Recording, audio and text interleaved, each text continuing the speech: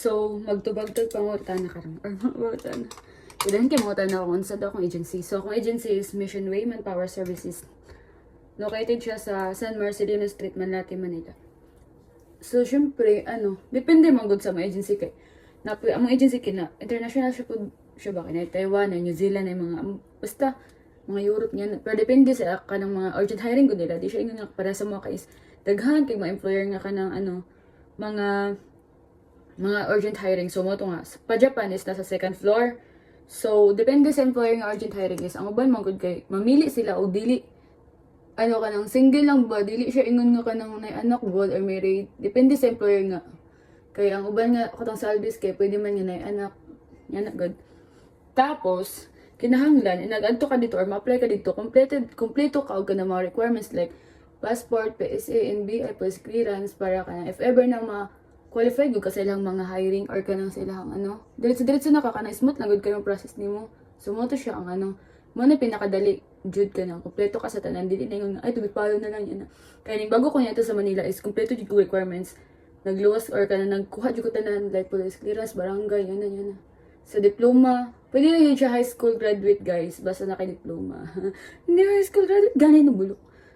Kaya pag abot nila, pante-pante raman, maingon nga ka na, ingon nga college ka or ka, wala. Pante-pante lang jud siya.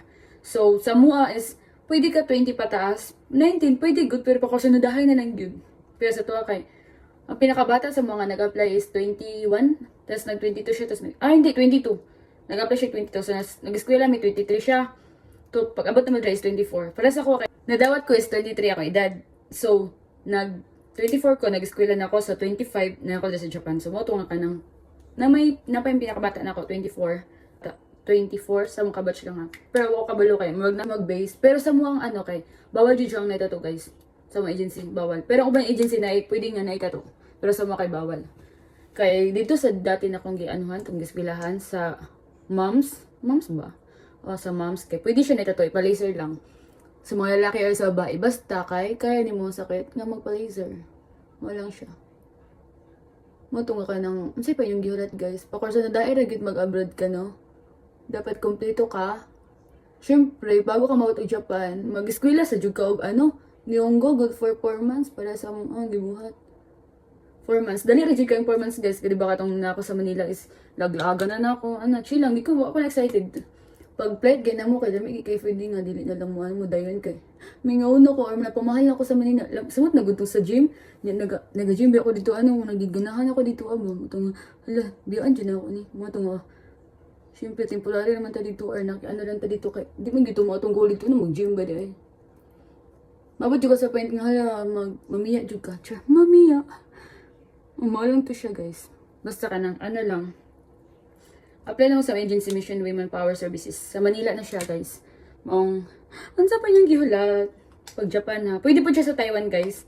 Pero karon kay wala pa tayo hiring sa Japan. Most kay Taiwan. Sumuto nga ka na. Try lang niyo sa Taiwan guys. Sa Taiwan mo kabalo kung pila ang sweldo mo same lang manata sila diri sa sa Japan. Pero mas mo lang. Bye. So, mo anta masagot or nasagot na ko yung pangutana nga wala. Direct to the point. Bye guys. Ipakita na ka akong outfit. Bye guys. Thank you for watching. Please paki-share kung gusto kag ayuda nga Gcash.